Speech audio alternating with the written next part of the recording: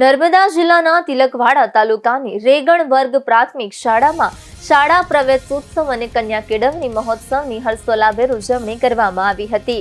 શિક્ષણના પ્રચાર પ્રસાર અને દરેક બાળકને શિક્ષણના મુખ્ય પ્રવાહ સાથે જોડવાના ઉદ્દેશ્યથી આયોજિત આ કાર્યક્રમમાં ગામના આગેવાનો, વાલીઓ, શિક્ષકો અને ગ્રામજનો મોટી સંખ્યામાં ઉપસ્થિત રહ્યા હતા. કાર્યક્રમમાં મુખ્ય અતિથિ તરીકે તિલકવાડાના મામલતદાર ઉપસ્થિત રહ્યા હતા તથા તેમની સાથે સીઆરસી કોઓર્ડિનેટર રજનીભાઈ, ગામના સરપંચ, એસએમસીના સભ્યો, વડીલો અને આંગણવાડી બહેનો પણ જોડાયા હતા. મહાનુભાવોના હસ્તે બાળકોનું સ્વાગત કરી કાર્યક્રમનો પ્રારંભ કરવામાં આવ્યો હતો. પ્રવેશોત્સવ અંતર્ગત બાલવાટિકામાં 9 અને આંગણવાડીમાં 7 બાળકોને નવા શૈક્ષણિક વર્ષ માટે પ્રવેશ આપવામાં આવ્યો હતો.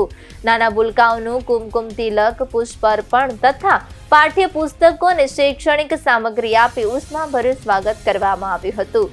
કાર્યક્રમ દરમિયાન મહાનુભાવોએ શિક્ષણના મહત્વ પર પ્રકાશ પાડતા જણાવ્યું હતું કે શિક્ષણ બાળકના જીવનનું સૌથી મોટું શક્તિ સ્ત્રોત છે અને તે દ્વારા સમાજ તથા રાષ્ટ્રનો સર્વાંગી વિકાસ શક્ય બને છે.